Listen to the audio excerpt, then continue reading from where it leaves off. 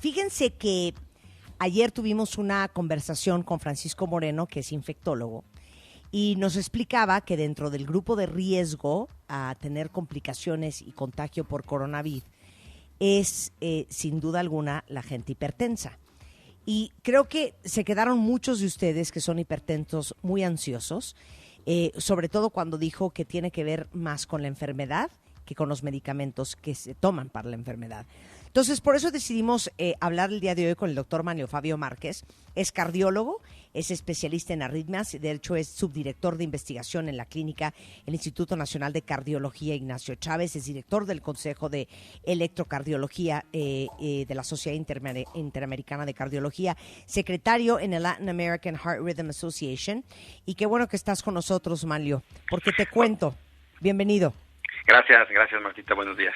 Hay un estudio que recientemente salió sobre las comorbilidades en el caso de COVID-19, publicado por The Lancet, y revela que el mayor riesgo de contagio de coronavirus no se presenta en personas que tienen otras afecciones respiratorias, sino en aquellas que padecen enfermedades circulatorias y particularmente la hipertensión.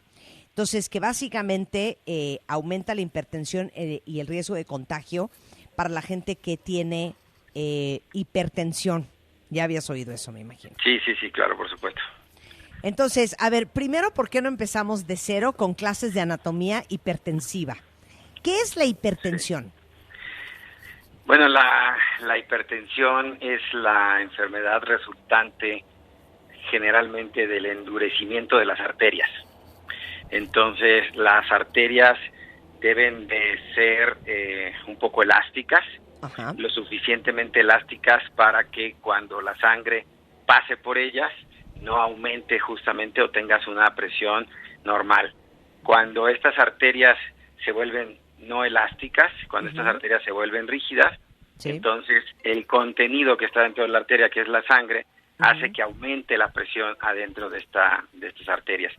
Entonces, este aumento de la presión adentro de las arterias se llama hipertensión arterial sistémica, para distinguirla de la hipertensión arterial que puede ocurrir a nivel pulmonar, que esa es otra enfermedad completamente distinta y que incluso en vez de llamarle hipertensión arterial pulmonar, ahora se le llama nada más hipertensión pulmonar. Entonces esa es la hipertensión, y esta es una enfermedad porque lo que se ha visto es que arriba de 140 sobre 90, arriba de 140 milímetros de mercurio de la presión sistólica, que es la alta, o arriba de 90 milímetros de mercurio de presión diastólica, que es la baja, arriba de ese 140-90 empiezan a aparecer con mayor frecuencia complicaciones. Entonces, estamos hablando de cuestiones estadísticas y epidemiológicas, de que una persona, no necesariamente por tener 141, ya vas a estar en un riesgo, pero, o sea, vas a tener un riesgo inminente, pero sí un riesgo a largo plazo. Si las personas se mantienen arriba de este 140-90, pueden tener daño a nivel del corazón, los condiciona a crecimiento del corazón y a infartos, pueden tener daño a nivel del riñón, les da lo que se llama insuficiencia renal, y pueden tener daño cerebral, pueden llegar a ser un evento vascular cerebral. A ver, pero espérame un segundo. Es una enfermedad. Ya, pero a ver, entonces, se endurecen las arterias, sí, y el flujo de la sangre, la presión natural que lleva la sangre al pasar por esas arterias para irrigar todos los órganos, y el corazón aumenta. Entonces, exacto, hay más presión. Es como cuando, me imagino, cuando le pones el dedo a una manguera para que salga más fuerte el agua. Exactamente. ¿No? Y el que esté endurecida las paredes de las arterias, ¿por qué es un problema sobre el flujo de la sangre? ¿O por qué sube la presión de la sangre porque están más duras las paredes? Exactamente, es tal cual como lo acabas de comentar, es como si taparas una manguera, entonces la presión adentro de esa manguera es muchísimo más elevada, y eso puede hacer que la presión que estén recibiendo los órganos, la sangre que está llegando a esos órganos, también llega con mayor presión, y entonces las estructuras, que son estructuras muy delicadas, estamos hablando de estructuras celulares, estas celulitas empiezan a sufrir por esa presión aumentada. Ese es el principal problema. Ya, ok. Ahora, siguiente pregunta. ¿Puedes explicarnos fisiológicamente ¿Por qué en México hay tanta gente con presión alta? Bueno, hay muchas teorías, pero la principal, y es más o menos, va ligado con lo que acabas de comentar de los afroamericanos. Tanto en población latina como en población afroamericana hay ciertos genes que obviamente son muchos genes, no es un solo gen que esté favoreciendo este problema, pero hay muchos genes que están favoreciendo que los latinos y los afroamericanos tengan tendencia a tener la presión más alta. Entonces es una cuestión de tipo estructural, genético. Estructural, claro. Genético, que lo traemos, y de hecho pasa más o menos lo mismo con la diabetes. La población mexicana es una población que es mucho más susceptible de desarrollar diabetes que otro tipo de poblaciones. Eso se ha hecho tanto en estudios como en México como en gente que se va a Estados Unidos, de tal manera que sí es un problema genético que traemos, y eso es lo que nos predispone a esta mayor incidencia de diabetes. Y al tener nosotros una mayor incidencia de diabetes y de hipertensión, siendo estos factores de riesgo para la gravedad de la infección, más que para el riesgo de contagios, para la gravedad de la infección. Entonces, por eso es que cuando hacen los estudios que comentabas de factores de riesgo en pacientes ya hospitalizados, que no solamente están enfermos, que no solamente tienen el coronavirus, sino que están internados, y ven la gravedad del paciente, pues ven que los que están más graves son más hipertensos y más diabéticos. Ok, me voy a regresar un paso más antes de entrar de lleno en el tema del COVID. Sí. Hay gente hipertensa que está delgada, que hace ejercicio y que digamos que está sana. Y hay gente hipertensa que tiene problemas de obesidad, sobrepeso y algunas otras complicaciones. ¿Por qué ambos tienen hipertensión? Ya, la cuestión de fondo es qué tanto peso tiene la cuestión genética y qué tanto peso tiene la cuestión, vamos a llamarle así, ambiental. Se le llama ambiental a algo con lo que tú no naces. Por ejemplo, en este caso tú lo acabas de mencionar claramente. Si tú no naces con una tendencia a ser hipertenso, pero tienes sobrepeso u obesidad, entonces estás forzando a tu sistema vascular y va a ser más fácil que desarrolles hipertensión. Lo mismo si haces una dieta exageradamente rica en sal, entonces estás forzando a tu sistema vascular a que te dé hipertensión. Entonces hay un componente genético y hay un componente ambiental, y en algunas personas el componente genético es el único. O sea, es tan importante ese componente genético, generalmente a esas personas jóvenes que tú comentas, que puede ser que tengan incluso 40 años y hagan ejercicio, pero son hipertensos, es porque hay muchos hipertensos en su familia.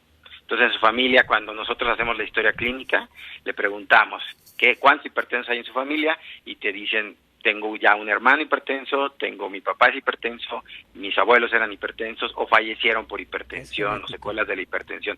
Entonces, ese componente genético, digamos que es único y altísimo.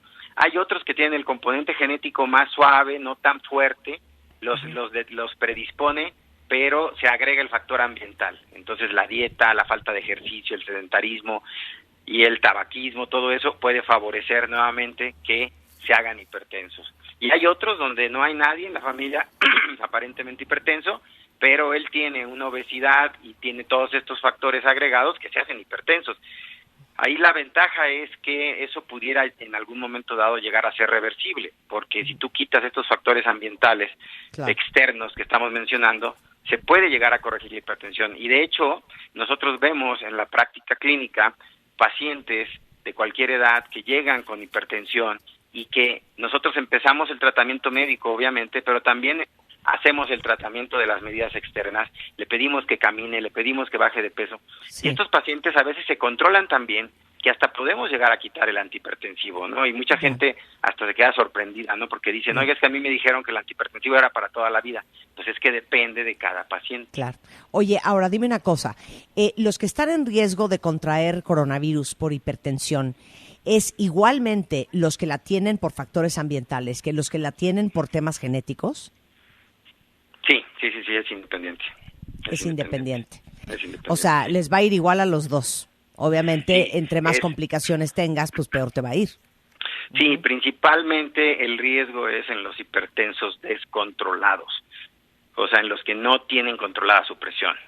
Okay. Más que en los hipertensos, digamos, no por el solo hecho de ser hipertenso, oye, yo tengo hipertenso y como una etiqueta, ¿no? Entonces yo ya estoy en alto riesgo. No, es hipertenso descontrolado, ese es un punto muy importante. Ahora, dime una cosa, ayer nos explicaba el infectólogo Paco Moreno, que seguramente conoces porque están en el mismo hospital, que es un tema de la enfermedad en sí, no es un tema del medicamento que toman los hipertensos. A lo que voy es, ¿cuál es, nos explicaba un poco Paco ayer, pero me gustaría que lo repitieras, ¿por qué son más susceptibles? ¿Qué pasa en el cuerpo humano de la gente hipertensa que los hace más susceptibles al coronavirus? Bueno, aquí tenemos que hacer una aclaración. Puede ser que sean más susceptibles al contagio, eso no lo sabemos todavía, esa es una hipótesis. Lo que sí sabemos es que los que están más graves son hipertensos. Si te fijas, son dos cosas diferentes, porque una cosa es, si yo voy en la calle y soy hipertenso, entonces tengo más riesgo de contagiarme, y otra muy distinta a que si me dé, se complique más. Exactamente, eso es sobre lo que estamos hablando, y eso es lo que tenemos datos de lo que está pasando, no tanto riesgo de contagio, sino más bien riesgo de gravedad. De complicación. Riesgo de complicaciones. ¿Y por qué? Es el ¿Y punto por qué más importante. ¿Y por qué se complica? ¿Y por qué Explícamelo con peras y manzanas. Sí.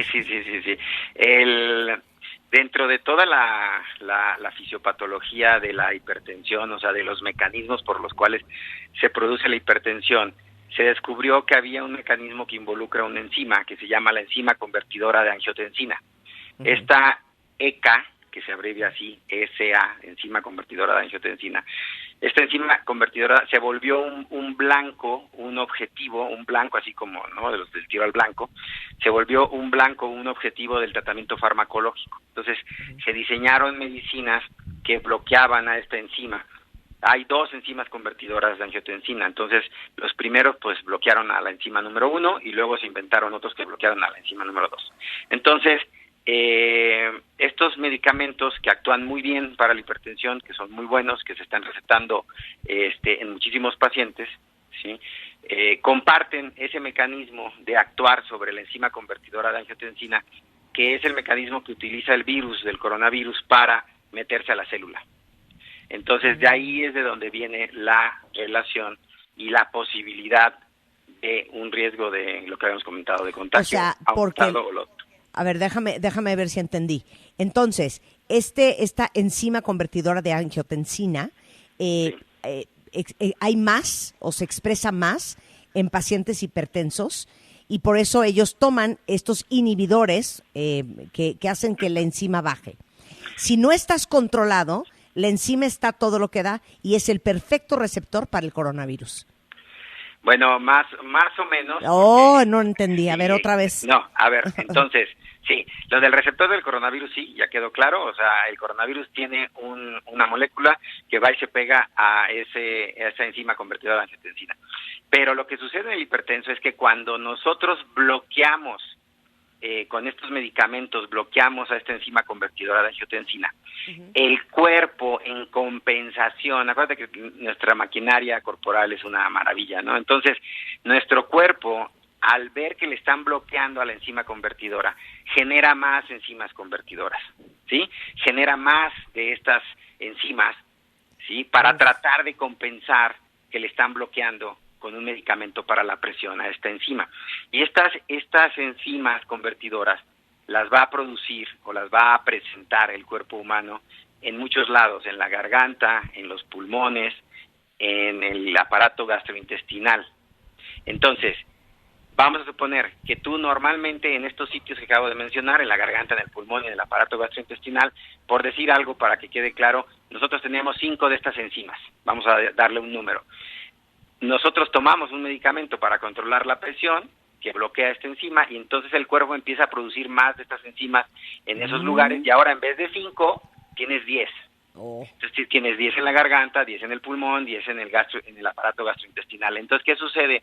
Que en teoría, y te vuelvo a repetir porque todos estos son hipótesis, a nivel experimental hay algunos estudios de que si tú metes el virus y hay más de esas enzimas, pues entonces tendrías más riesgo de infectarte. Ahora sí creo que se entendió, ¿no? Ya, perfecto. Totalmente. Pero entonces, aunque estés controlado, tienes el riesgo de que se te complique. Sí, lo que pasa es que estas teorías o hipótesis, como le llamamos nosotros, no están comprobadas en el humano, porque hay otros estudios también a nivel experimental donde dicen lo contrario. Dicen, oye, lo que pasa es que si yo, en vez de tener 5 enzimas, tengo 10 enzimas, por ejemplo, en el aparato gastrointestinal, entonces el virus cuando entre, en vez de irse al pulmón y darme una neumonía, se va a ir al aparato gastrointestinal y me va a dar una diarrea. Entonces sería benéfico tener tantas enzimas convertidoras. Entonces, por eso es que actualmente estos estudios son contradictorios. Claro. Hay estudios que dicen que sí puede aumentar el riesgo en teoría por estos mecanismos, y hay estudios que dicen que puede ser incluso protector tener tanta enzima convertidora, porque entonces haces un efecto como de distraer al virus, ¿sí? Y que se vaya para otro lado. Se va para otro lado, se queda en la garganta a lo mejor. Sí. Han oído ustedes, seguramente en el programa han presentado que muchos de estos casos empiezan como con problemas de faringitis o faringoamigdalitis y no llegan a neumonía. Entonces, y dices tú, bueno, ¿y por qué no llegó a neumonía? ¿Por qué se quedó ahí en la garganta? A lo mejor es por este mecanismo. Entonces, son las cosas que ahorita no se saben a ciencia cierta, están en contradicción, y por eso es que se pide que no se suspenda el tratamiento con estos medicamentos. Bueno, ¿cuál es tu recomendación como cardiólogo a todos los hipertensos que están con el Jesús en la boca con el tema del coronavirus? Primero, que no se preocupen, porque no hay realmente una evidencia fuerte que esté diciendo que por el simple hecho de ser hipertenso tienen mayor riesgo de contagio. Que sí se controlen muy bien su presión, esa sería la recomendación, porque los que se ponen graves es por hipertensión descontrolada. Entonces hay que controlar muy bien la presión, tienen que llevar su bitácora de presión arterial, tomarse la presión arterial en la mañana y en la noche. Digamos, ahorita en esta temporada, exagerar un poquito en la toma de la presión arterial no pasa nada, de todos modos estamos en la casa. Entonces, tomarse la presión arterial 2 veces al día, llevarla bien anotada para que veamos que están en los valores normales, que les repito, es menos de 140 la alta, menos de 90 la baja, y si esto no está bien controlado, entonces hablar con su médico para que les agregue algún otro medicamento o les haga algún ajuste. Lo que es muy importante es que no suspendan el tratamiento, porque entonces sí se van a poner en riesgo al descontrolar la presión. No sé si me explico. Por miedo a que este medicamento tenga un efecto secundario, tú lo suspendes y te quedas desprotegido, porque son muy buenos medicamentos y mucha gente, es un comentario muy común que diga a la gente, es que yo ya no soy hipertenso. ¿Por qué? Pues porque tomo una pastilla. Bueno, no es que no seas hipertenso, es que eres hipertenso controlado. Claro. Si tú te quitas la pastilla, te vas a volver hipertenso descontrolado. Y entonces, a veces las dosis de los medicamentos son muy variables, y tú quitas un medicamento que tiene un efecto más grande y lo sustituyes por uno con un efecto más débil, y a lo mejor empiezas a ser un hipertenso descontrolado. Entonces, la hipertensión es una enfermedad que es muy difícil de controlar en algunos pacientes. Si ya están controlados, no cambien su esquema antihipertensivo. Y si lo quieren hacer, porque es lógico que hay gente que pueda tener mucho miedo de lo que está leyendo, si lo quieren hacer, no lo hagan solos, háganlos apoyados por su médico, que sea él el que les diga, bueno, sí, el medicamento X lo puede suspender por 1 o por 2 o por 3 pastillas del medicamento Y, pero háganlo controlado con su médico. Bueno, si ya están totalmente descontrolados y ya hasta abandonaron a su médico, y a veces pasa eso, te da hasta vergüenza volverle a hablar, ahí les va donde pueden contactar al doctor Manlio Fabio Márquez. Es @Manlio Márquez en Twitter. El teléfono de su consultorio en el Hospital ABC de Observatorio es 5276-1207. No cunde el pánico, ahorita se los pongo en Twitter por si alguien necesita un cardiólogo en estas épocas. Manlio, muchísimas gracias. De nada, Martita, Rebeca, que estén muy bien. Te mandamos un beso. Un saludo, igualmente, doctor. Bye, bye, adiós, Bye. bye.